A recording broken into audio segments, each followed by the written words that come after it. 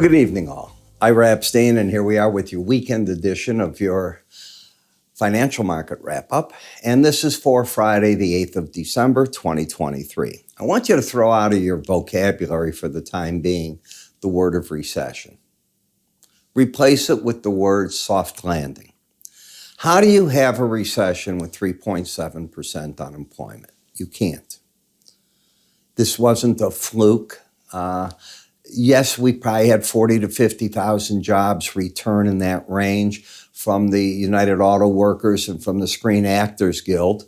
But when you subtract that from 199, you still got 140, 150,000 new jobs. 90 is normal if you go back in historical means.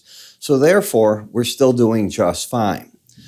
Another factor, get out of your head that the Fed in the first quarter is going to cut interest rates. They're not. I'll go against Bill Ackman, who I think is way brighter than I am. But I don't see it. I don't see that you have the data right now to do that. I'm sure he'll probably look at these numbers and question that himself. On top of it, you saw wages go up a little bit. They went up 1/10, but they're up to 0.4% rise. They're not going down. That keeps the Fed on hold. What he's counting on and others are counting on to some degree, it's part of their mix, is that they're going to see the economy roll over. It not only hasn't rolled over, it's staying stronger. So if it's staying stronger, why are we talking recession? It is Goldilocks, and Goldilocks doesn't have to have a recession. Goldilocks, like everything else, can huff and puff and need to take a breather. So she slows down on her track where she's running every day with her pretty legs and getting everything out. I'm sounding sexist there. It could just as easily be Ken from Barbie, okay? Does that get me back on track? That's what I want to be. You get what I'm saying. So yes, I can see that at some point the economy might slow down a little bit. We all know that inflation is here, and we know that the Fed's goal is to be restrictive, and high interest rates historically slow economies down. So I'm in that camp. I am not in the camp of the word recession. You'll have to define it for me and give it to me. Could something happen? Of course. Has that something happened? No. So I got to take where we're at right now, and so should you. Now, two things happened today. The stock market thought in some manner what I'm saying, and the bond market thought in some manner what I'm saying. Let's start with bonds. Bonds probably came to the realization that they've overdone it, and getting 5 cuts next year, basis the data we had today, and the Fed is data dependent, probably 1 too many. Maybe 2 too many. We don't know. It depends how sticky, and that's what you've got, sticky inflation. At the same time, the Jekyll and Hyde part, the stock market said, wait a minute here. Wait a minute. We're hiring more people. More people have more money. They're buying more things. This economy's good. And the market takes off again. This is what you're dealing with. You can read till you're blue in the face. You're going to come to that conclusion. The energy markets, they got down to Bollinger Bands. It's that simple. You get down to an algorithm number that you haven't been at in a while. Markets normally, typically, most of the time, I don't know what adjective you want me to use, will find support and give you a bounce. The game hasn't changed, but it got a bit overdone. I want to say that I might be patting Joe Biden on the back. I heard from, it was on television, one of his people, that they had put in waivers to buy 3 million barrels. And we'll see if they get done. If they did get done, finally he's buying something.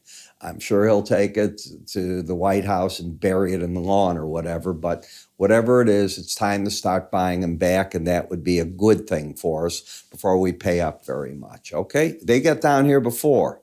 He didn't do it. I'd like to see that he did. When we take a look at the markets right now, how do you call that bearish? You can't. I mean, this is a monthly chart and they're rough, but as long as you stay over the 18-month moving average, you have upside bias and you're challenging an old high of 46.14. This is a close-only chart and you're at 46.07. On a close-only chart, you're 46.07 and you're coming up to the old high here. This is just closes, not highs and lows, so you look at it that way. When we come to the highs and lows, you're coming into the 46.34 level. You got up here, and where you got today's 46.13. So we're there. Could you go higher? Yes. Do I think dramatically higher? No. Not yet. I think that the market's having what I call one of these vertical runs. What does that mean? When you put on the swing line, you see that every high is higher than a prior high. You've had no correction. That has gone on now for 1, 2, 3, 4, 5, 6 weeks in a row. So for a month and a half, you haven't taken out a prior break low. You're overdoing it. End of discussion. You're overdoing it. On its own weight, I'm looking for a market to pull back. Am I bearish? Absolutely not. That is not what I'm saying. I'm looking for pullbacks, and I think we'll get a buy signal potential off of that. Where could it go? Well, I don't know if it can get here, but 180 points lower or so. You have the 18-day moving average of closes, and you got a lot of resistance at 46.63, which, if you remember what I did on my daily charts, that whole zone is my objective off an inverted head and shoulder formation. So, done my job here for you. When we take a look at you putting it together with momentum, overbought market, vertical price rise, maybe you get up there, I don't care. Where do you come in and buy it with a stop? You just throw a dart? I wouldn't. When I look at the Dow, this has been the strongest of the indices. If you're a subscriber of mine, I've been screaming that, and I've been saying it at the end of the day, but I also said December 8th was when? This part of the seasonal ends. So you've met all my parts. I'm ready for a pullback for no reason. Just ready for a market pullback. Maybe it's the CPI number Tuesday. Whatever it is, it likely is going to happen, and I wait, but I want to be bullish, not bearish. And there is another seasonal coming here, but I don't want to talk about it yet. And it's up. In the NASDAQ, lower low, higher high, right into the resistance and overbought. So the market is screaming, you want to get long? Buy into the Bollinger Band. Well, that's not the way to trade. That might be your method of trading. It is not mine, okay? You can run Bollinger Bands. Here's a great example of it. But most of the times you don't do that. And in order to do that, it's normally high probability accompanied by an embedded reading where both numbers are over 80. You got nothing like that here. Then we come to the Russell. So the question is money going to rotate now out of the other indices into this? Many traders think that's going to be the case. The street has been littered with these people. They have not had a good year. They have not kept up with the other indices. But, even broken clocks work twice a day, right? Think about it. Maybe this is where it happens. And if it does, wherever that Bollinger Band is, could be the number. I do think that, on pullbacks, traders are wanting to buy this market to see should they throw some money at it and do that, and I think they will. In the 5-year note, the market was too euphoric, so I'm expecting a correction now. Not deep, unless the CPI number's red hot. If the CPI on Tuesday's red hot, forget it, okay? Then this market got ahead of itself and down. But I think the market realizes that the restrictive policy sooner rather than, well, actually, let me say that a little different, later rather than sooner. The Fed is going to start easing this restrictive policy. I don't think it's the first quarter at all. How do you guess out to June? I don't know how to do that. So maybe the second quarter. The first quarter, I don't see on the next 90 days anything happens to get the Fed and say, oh, we're going from Jekyll to Hyde. I'm not buying that at all. The 10-year note, maybe we get up to the upper band, but I doubt it. I think like the 5 and the others is going to back off here.